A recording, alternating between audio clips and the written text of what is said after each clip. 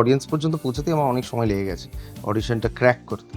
ওই সেই ৩ মাসে প্রত্যেক দিন বা প্রত্যেক রাত অ্যাকচুয়ালি ভাবা যে সিলেক্টেড হব কি হব না, সেই এক্সপেকটেশন। অডিয়েন্সের মধ্যে থেকে একটি মেয়ে দাঁড়িয়ে হঠাৎ করে বলেছিল আই লাভ ইউ সৌরভ।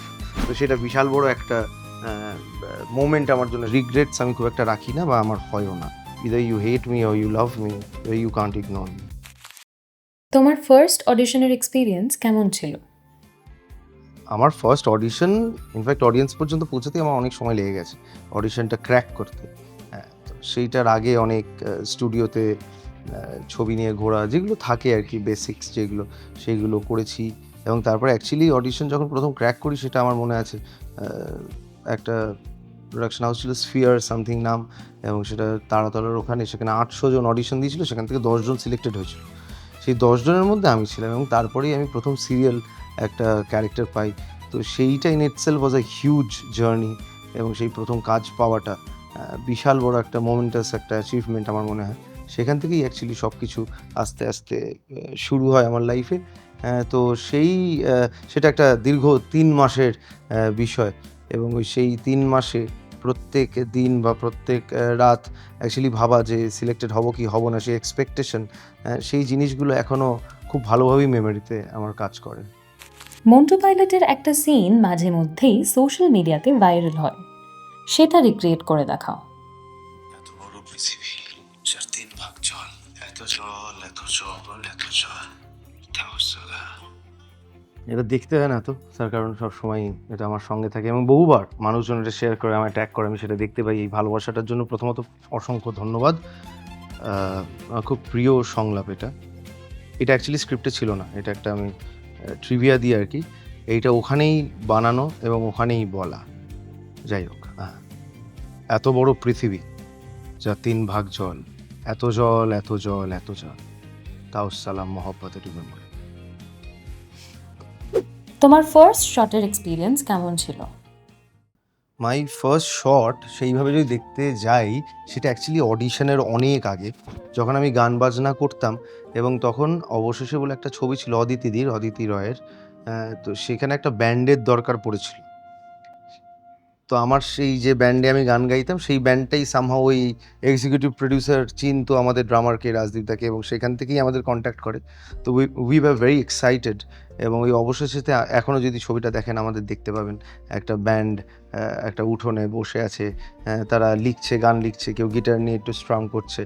এবং সেখানে রূপা গাঙ্গুলি ছিলেন ছবিতে, উনি ন্যাশনাল অ্যাওয়ার্ড পান অ্যাকচুয়ালি ওই ছবিতেই গান গাওয়ার জন্য, একটা রবীন্দ্রসঙ্গীত গিয়েছিলেন if I am not wrong. তো সেইখানে আমার একটা সংলাপও ছিল, সেই সংলাপটা আমার আজও মনে আছে। এবং তার আগে তো আমি কেঁপে টেপে একাকার অবস্থা হয়ে গেছি, আমি কোনো অভিনয় কোনো দিন তার আগে করিনি। আর সংলাপটা ছিল this song is for you, that was my first shot.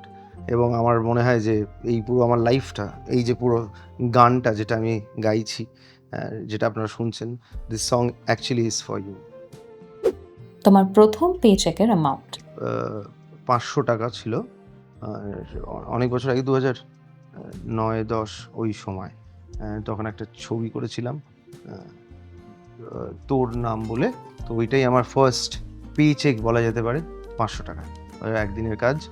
তারপরে ইনফ্যাক্ট ওইটাই আবার বেড়েছিল, পরের মাসে দেখলাম যে আমি ওই দিনের পার্টটা ভালো করেছিলাম বলে আরও আমার 7-8 দিন বেড়েছিল। তো ওই আর কি 500 টাকা ইন্টু 7, ওইটা আমার প্রথম পে চেক। এই 500 টাকাটা চেকটা এখনও আছে। তোমার প্রথম ফ্যান মোমেন্ট কেমন ছিল? My first fan moment actually অভিনয় থেকে আসেইনি। মাই ফার্স্ট ফ্যান মোমেন্ট ওয়াজ যখন আমি গান গাইতাম এবং বেহালায় খুব, আমাদের ব্যান্ডটার খুব নাম হয়ে গেছিলো, রাহে আমাদের ব্যান্ডের নাম। তো আমার মনে আছে বেহালা কলেজে শো হচ্ছিল, এবং যখন গান গাইছিলাম তখন ওই অডিয়েন্সের মধ্যে থেকে একটি মেয়ে, সেখানকার পড়ুয়া, শিক্ষার্থী পড়ুয়া, সে দাঁড়িয়ে হঠাৎ করে বলেছিল আই লাভ ইউ সৌরভ। তো সেটা বিশাল বড় একটা মোমেন্ট আমার জন্য, সেটা সারা জীবন মনে থাকবে আর কি। একটা মোমেন্ট যখন তোমার মনে হলো তুমি সত্যিই ফেমাস? না, সেটা এখনও মনে হয়নি। সেটা এখনও আমার মনে হয়নি। Actually I do not do anything to become famous. আমি তো ক্রাফটটাকে মন দিয়ে করার চেষ্টা করি আর কি। সেইটা যত মানুষের কাছে পৌঁছে যায়, আমি আমার আমার খুব ভাল লাগে। এটা একটুখানি অদ্ভুত টাইপের কথা হতে পারে, বাট আমি প্রচণ্ড ছাদে যাই, আমি প্রচণ্ড আকাশের দিকে তাকিয়ে থাকি এবং আমার মনে হয় যে আকাশের যে কোনায় দেখছি সেখান থেকে যদি একটা পারপেন্ডিকুলার টানি, সেইটা যেখানে গিয়ে পড়বে সেই জায়গার মানুষও যাতে আমার কাজ দেখে। If that is being famous, তাহলে তো আমি সেরকম ফেমাস হতে চাই। অ্যাক্টিংয়ের জন্য প্রথম কবে মানুষের থেকে কমপ্লিমেন্ট পেয়েছিলে? ফার্স্ট কবে সেটা আমার ঠিক মনে নেই। আমার অ্যাকচুয়ালি সিরিয়াল একটা বিরসা বলে একটা চরিত্র করতাম। সেটার পর থেকেই দেখলাম মানুষজন, মানে আমি আগে যখন কোনো মলে আমি হাফ প্যান্ট পরে ঘুরে বেড়াতাম, যেতাম এবং আস্তে, আস্তে মানুষজন দেখছি যে তাকাচ্ছে, ঘুরে তাকাচ্ছে, স্টেয়ারিং। এটাই প্রথম স্টেপ হয় টুয়ার্ডস পিপল নোয়িং ইউ, বা এটা বোঝা যে মানুষ তোমায় চিনতে পারছে বা তুমি হয়তো আস্তে, আস্তে ফেমাস হচ্ছ সেইভাবে দেখতে গেলে। সেইটা তো ওই মলে ঘুরতে, ঘুরতেই বুঝেছি এবং তারপরে ওই স্টিয়ারিং থেকে আস্তে, আস্তে কনভারসেশনস হয়েছে। তো সেইখানে মানুষজন এসে বলেছেন যে প্রচণ্ড ভালো লাগে তোমার অভিনয়। এবং অবভিয়াসলি শুধু মানুষই না, আমার আশেপাশেও যারা ছিলেন সেই সময়, পরাণ জেঠু, পীযূষ কাকু আর নেই, পীযূষ কাকু সবাই আমায় বলতো যে তুই তো খুব ভালো অভিনয় করিস। তো those are the initial days যখন আমি বুঝলাম যে না, তার মানে আমি এই কাজটা বোধহয় একটুখানি ঠিকঠাকই পারি। যখন তুমি ডিসাইড করলে যে বিয়ে করতে চাও, প্রথম ফিলিংটা কেমন ছিল? সেটা তো দর্শনাকে দেখেই মনে হয়েছিল যে আমি বিয়ে করতে চাই। প্রেমের আগেই বিয়েটা মাথায় এসেছিল। তো সেক্ষেত্রে ওকে আমার ইয়ার্কি মেরেও প্রথমে যখন আমরা বন্ধু ছিলাম তখন ইয়ার্কি মেরেই ওকে বলেছিলাম, বিয়ে করবি তাহলে চল বিয়ে করে নিই। তো সেইটাই ফার্স্ট ফিলিং আর কি। তো দর্শনাকে দেখার পর ওই ফিলিংটাই এসেছিল এবং সেটাই হয়েছে। অভিমান লক হওয়ার পর তোমার প্রথম রিয়াকশন কেমন ছিল? We were working on more than 2 to 3 stories, and আমরা জানতাম না যে আমরা প্রথম কোন ছবিটা করব এবং সেইখান থেকে অ্যাকচুয়ালি আমি আর যিশুদাই, হু ইজ আ পার্টনার আমাদের কোম্পানির ভাইসোসিয়াস ফিল্মসের, তো আমরা দুজনে একদিন বসে ভাবি যে কোন ছবিটা করব। আমাদের অ্যাকচুয়ালি বেশি সময় লাগেনি ডিসাইড করতে যে আমরা অভিমানী করতে চাই। অ্যান্ড তারপর আস্তে, আস্তে সব স্টার কাস্ট যখন অনবোর্ড হয় তখন অ্যাকচুয়ালি ফিলিংটা সেট ইন করে এবং যখন সেট ইন করে যে উই আর ডুইং অভিমান, তখন প্রথমেই ভয় লেগেছিল এবং আমরা সবাই জানি ডর কে আগে জিত হ্যায়। কোন কোন প্রজেক্ট তোমাকে অভিনেতা হিসাবে ইভলভ করেছে? কোন কাজগুলো অ্যাকচুয়ালি যে কাজগুলো হয়তো মানুষ দেখেনি সেইগুলোও ইভলভ করিয়েছে আমার ক্রাফটটাকে।